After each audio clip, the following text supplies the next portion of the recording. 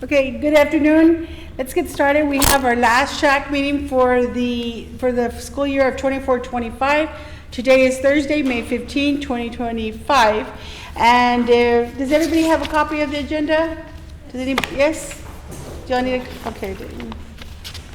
David, no, I have him here if you want. I got it.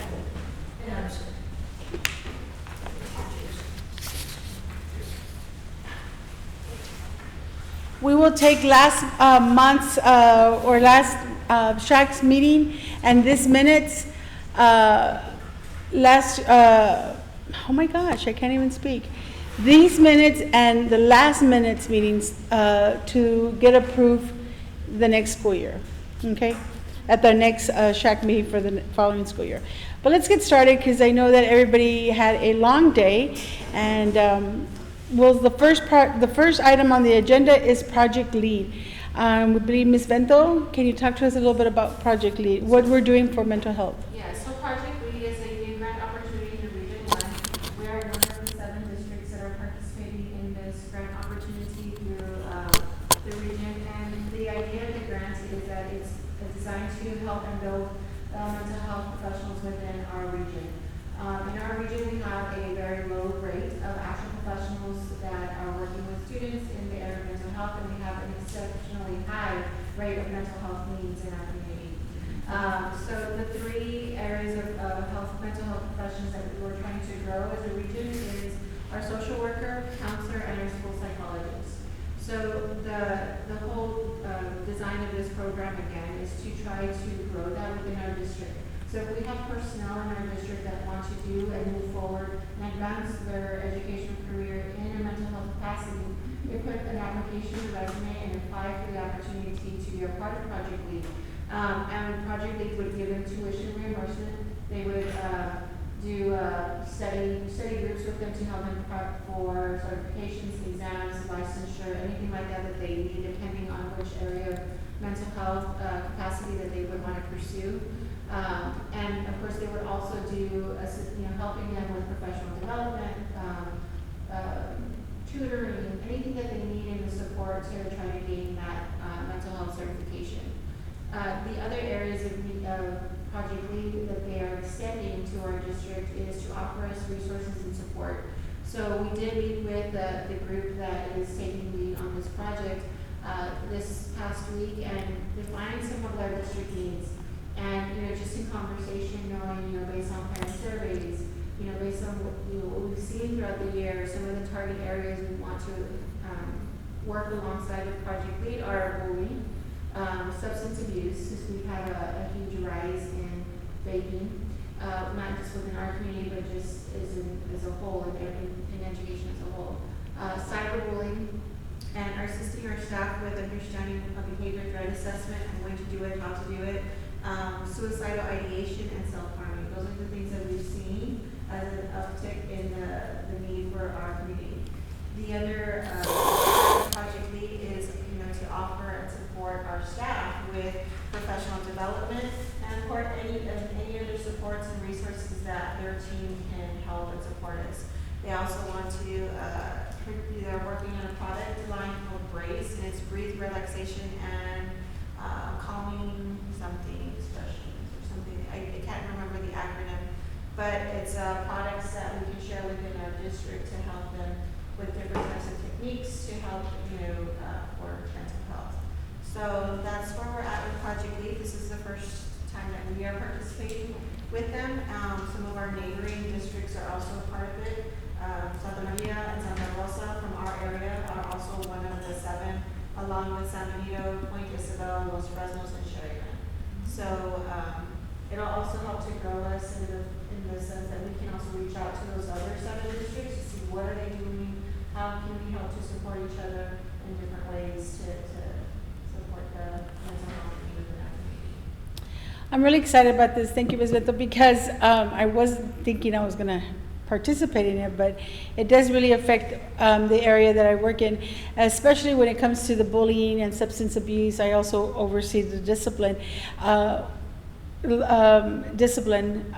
what I really am excited is that because our parents have said, you know, hey, we have concerns about bullying and throughout the district, our administrators have also have said, hey, we've got to address some of this stuff. I am looking at seeing what we can do in purchasing something or a resource made available to our counselors so that they can address some bullying lessons throughout the week when they meet with their students.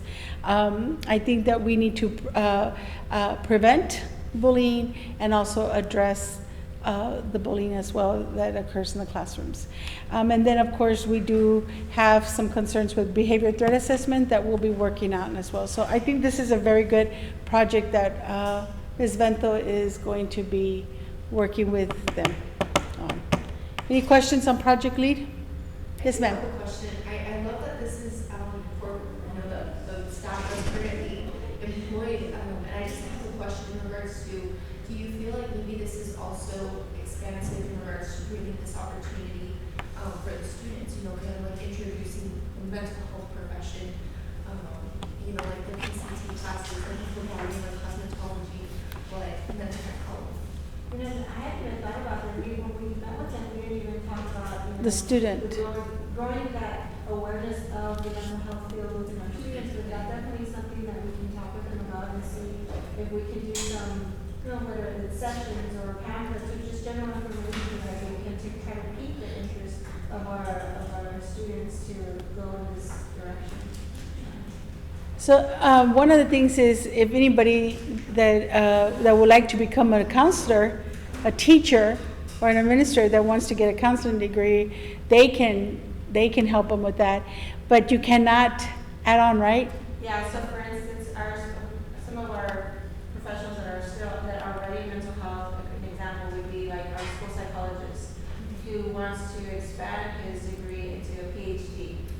It's not something to add on to, it's trying to grow the number of personnel. So like if I have a teacher who wants to become a counselor, then that's something that we can do. If I have a general ed counselor that wants to become an LPC and be able to counsel more in a broader, I guess, you know, whatever the range of counseling that they can do, that's something that they would also. I also have a diagnostician who's interested in becoming a school psych, so that would be growing the number of school mental health. You're going to be able to serve more students. Yes, that's the idea. But We want to do that. What about like Mr. Lucio, if he wants to be a counselor? Well, if he wants to be a counselor, then yes. Yes, he can, right? Counselor. I do that every day. I don't need a certificate. Which hat am I wearing right now? Okay. Any other questions on Project Lead? No? I think it's a great idea. Yeah, I like it too. I'm excited. The next one, next item on the agenda is Mental Health Access 2 grant. So this is another grant opportunity that we've been taking a part of with UTRGV. This is our third year. We're going to move into our fourth year. So the same idea that, you know, again, pushing and growing that mental health capacity within our region. So with Region 1, what they do is they provide us an intern or a couple of interns. This year we were able to have 3 interns. We were able to have a social worker intern who worked alongside our social worker, a general ed counselor who worked alongside one of the Dominicus counselors, and then a school psychologist intern that was full-time with us that worked along with their school psychologist. And it's a paid internship for them, which is very nice because they get to actually get paid for coming in and completing their degree, but it's also to grow that capacity in the school field. Because a lot of social workers, counselors, and school psychologists are more geared towards a private practice, and there's still a high need in public education for these services. So we work alongside with them to try to grow the triad, and the triad is again to work with the social worker, counselor, and school psychologist in a united front and not in different silos. So having them work together collaboratively, because we're all doing different things, but we can be working together and make it a little bit more impactful for our student population. So that's the overall goal of the mental health grant access to. And again, they get to be paid while they're here serving our district through UTRGV with this grant opportunity, which is really nice. My son went through a full year of internship and didn't get paid a penny. He just got paid, experience and at the end got to get a degree. for them to actually come to work full-time and be paid while they're finishing up their is a good. How many years do we have this guy? Monday. How many years do we have? Well, as of right now, we're hoping to extend it, but, with a lot of the mental health grants being pulled across the state, we're just not sure. But I'll tell you that we've solidified with them, at least for the first semester, we've already invoiced them. So, we've already invoiced them to pay out the interns that we have assigned to us for the next year. So, for the new year, we will have a social worker, counselor, and a school psychologist, which really does help me, Mr. Lucio is the one campus that really benefited from having, these interns, working with our students and our staff. So their overall thing with UTRGV doing this paid internship is that we help develop a referral system and understand what type of students we do refer to this, to have these mental health services. Of course, practicing and putting together a treatment plan and actually getting your hands on with students to do interventions and understanding how to do treatments and service logs that are legally, bound, because those are always things that we keep for record. So understanding the legalities with that, and then of course it's just ongoing progress monitoring and seeing how our students are doing, how they are doing. So it's a lot of work for the people that are supervising them, but it's good intentional work for the interns. It So- has helped a lot. It does. We are a small district, and it is very difficult, and for us to see the promise in the stories that, I only have 2 school psychologists that serve the entire district. And these 2 psychologists are not only serving students and serving them in the mental health capacity and counseling, and treatment plans, but they are also special ed. So they are out there also doing evaluations, sitting in our meetings, and doing multidisciplinary, and doing all the stuff that comes with special ed on top of having to service students on a daily basis. So having these extra supports really do help our department. Are there any current evaluation tools being utilized to measure the impact? To measure the impact, well, I know UCRGB does a lot of collecting of the data, how many students did they service, how many students did they get to move out of the treatment plan, did the treatment plan have to be extended or not extended. So they do collect all of that data through UCRGB. For us, it's just we continue to service our students because our students need it, for the grant purposes itself, yes, that is that reflection of their. As an administrator. Oh. And also, From the gate. Conflict resolution, that helps. Yeah, so they have those social services, what we were also implemented, but really did help. That's great. Immediate and long-term. Does anybody have any, thank you, Ms. Vento. Do you have any questions on mental health access? I think this was a good program that Ms. Vento pushed for our district. The next item on the agenda is food and nutrition services. Mr. Garcia is going to be very busy in the summer with all these programs throughout, and he's going to feed our hungry children. Let us know what's going on, sir. Well, we're going to have our summer meals again this year, and it really helps out the children. Some of them don't have access to meals during the summer, so it provides a balanced, nutritious meal for the students in a supervised setting that's safe for them. And our sites we're going to have 3 sites, San Sanchez and high school. They're open sites, so that means we're able to feed the children participating in the programs as well as community children. And there's no ID or proof of residency required for the community students. They can just come in and pay the meals. The meals are for the children, but a lot of times parents want to participate. So they're allowed to as long as they purchase a meal. So like on the days that we don't have a program, sir, are you providing meals as well? If we don't have what? If we don't, on days that we don't have anything going on, will their cafeteria be open? No, not at the sites. Okay. It will be Sanchez. Okay.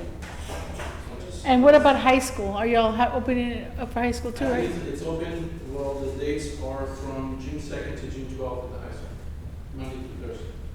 And San Houston as well, Monday through Thursday, and it's going to be May 27th through the 19th, June 19th. Okay. And then at Sanchez, they'll operate from May 27th to July the 3rd, and that's going to be Monday to Friday. What's going on at Sam Houston Elementary? Sam Houston? Yeah. It's just a couple of programs. Oh, okay. Oh, it's the bilingual, right, the migrant, okay, that's right. Any questions for Mr. Garcia? Thank you, sir, you're gonna be busy. But you know, I have noticed that some school districts require, you know, if a student comes in, an ID or something to show that that's theirs. We're not doing that? No. That's neat. Okay. Any questions for Mr. Garcia? Thank you, sir.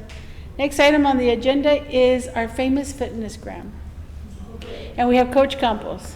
Thank you, Coach Campos. Do you have any other questions for Coach Campos? No, just kidding you. Fitness round, basically, it's completed at all campuses, it's been submitted to our district, and those are the assessment areas that our children go through. Basically, that's about it. I have a question.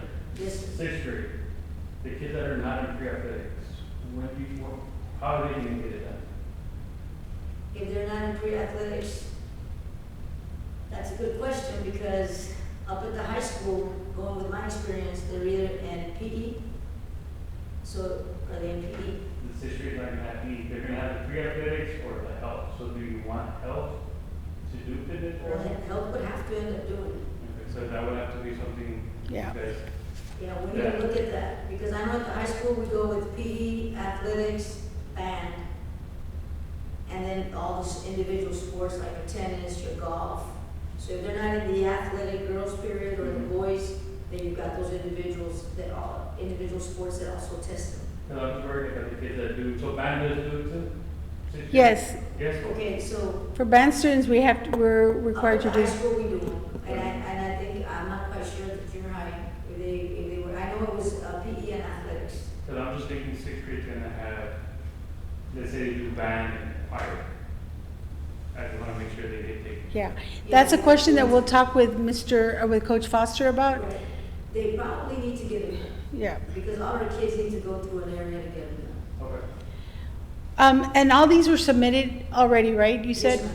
Yes, ma'am. Just so the committee can know, with Fitness Gram, it is a requirement, you know, that we have to submit the reports.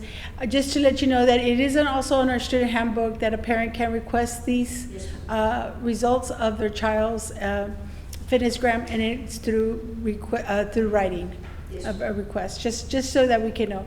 We don't make copies and give them out to parents, you know, but if this is a practice that the campus wants to do, that's done, but it would be preferably that we be consistent. So if a parent does ask for it, they can request it through writing. The other thing, and I'm glad that Ms. Marroquin is here, and I don't think I've introduced her. Ms. Eileen Marroquin is our RN for the district, right? A health services coordinator. Yeah, she's quietly stepped in the role of as a coordinator. But thank you, ma'am, for coming. And the first item on her agenda was to make sure that the health survey was completed.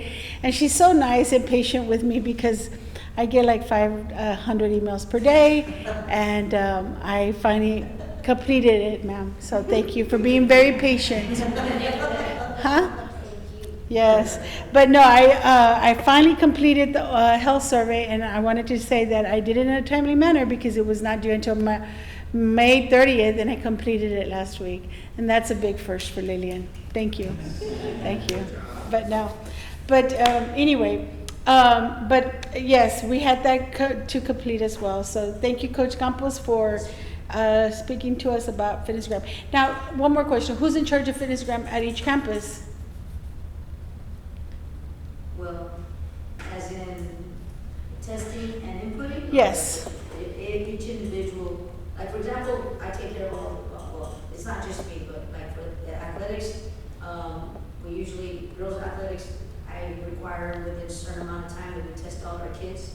And so all the coaches have responsibility for testing their kids and then putting on a spreadsheet. Of course, I didn't create the spreadsheet, so don't ask me to create one for you. So we do that, and so we have all the data, and everybody has access to it, but I input for all the girls. Okay. And then the boys have someone that is designated to do the inputting, to input all the information. Junior high, the girls, Coach Garcia and her coaches, and for the boys, Coach Martinez and his coaches. So for elementary, it'd be the coaches. Yes, ma'am. Okay. It is the coaches. And then the band, for the high school and band is the band directors. So I guess that's what Mr. Reboyar's question is, who will it be It's for? mainly for Yeah. those sixth graders, I believe, that are not gonna be in pre-athletics. So Or maybe, PE. maybe we can assign Coach Lopez with help to get the Yeah. non-athletics. Completed. Just an idea, to make sure we get them. Mhm. Okay. I think that's good. I'll talk to Coach Foster about that so we can Yes, ma'am. make sure we get that aligned. Any other questions with our items on the agenda? Yes, I ma'am. have one more question for Coach Campos. Yes, ma'am. So I've always wondered, what happens like when individuals fail with fitness prep? You don't What's that next? There's no mindset of failing the fitness round. The mindset is informing the child and or the parent if they request information in what zone they fall in. And of course, our goal is to make sure all our kids are in the healthy zone. So either you're gonna be in it or you're not gonna be in it. But in the description that it shows on there, when we look it up, it gives you an idea of how to set goals and how to get to the healthy zone. So the different areas that we test, like the aerobic capacity, they either choose the pacer or the 1 mile run. And so then you have to look at their age, you have to look at their gender, and then that's where when you input, it'll tell you if they're either in the healthy zone or they're not in the healthy zone. So it's not about failing. Hey, Coach Campos, do you have like like from last year's to this year? You have that report? Does that include it in the student's profile sheet? No? We have it in our office, in the Oh, okay. athletic office. So if somebody's requesting it from the previous year, I'm gonna assume Coach Foster's gonna say, yes, we can give it to them. But we have the current year, once we've submitted and we have all that. Okay. Okay. Cool. Any other questions for Coach Campos or anybody else? No? If there isn't any questions, I believe it is 5 minutes till 6 o'clock, and I think everybody's ready to call it a day, right? Our next SHAC meeting will probably be not until September of next school year for 25-26. We will be working with community to gather more community members. I will be talking to campus administrators to find community parents that have a child in their campus, and then also community representatives like Ms. Cheyenne Moreno. Ma'am, you are a parent as well, right? No, yes. CEVAL. I was confused, I'm sorry, ma'am. I was confusing you with the parent from Green, but no. That's you, right, ma'am? Yes. Thank you for coming, parents. Sorry. I would love to bring up something that hopefully we can discuss at next year's beginning of the SHAC. So I am part of a new program at the health department, and this is a healthy brain and aging program. And so something that we're trying to integrate across the county is a brain health curriculum. And so I don't know if there's something that the school district currently utilizes in the realm of educating, to prevent or reduce the risk of chronic diseases, eat healthy eating habits, physical activity, what y'all are doing, but even emphasizing the importance of the traumatic brain injuries, right? So how can they protect themselves from hitting their head, or what happens, what should they look out for, not only in regards to themselves, but let's say they're living with their grandparents, their parents, something happens, how can we do an assessment, is there something that they can do to help? So something that they can take back and create something that's applicable to each individual age group or grade level that we can work on together and implement on the way. Yeah, and if you could send me that information so that what we can do is get it ready to review it as a committee for next school year.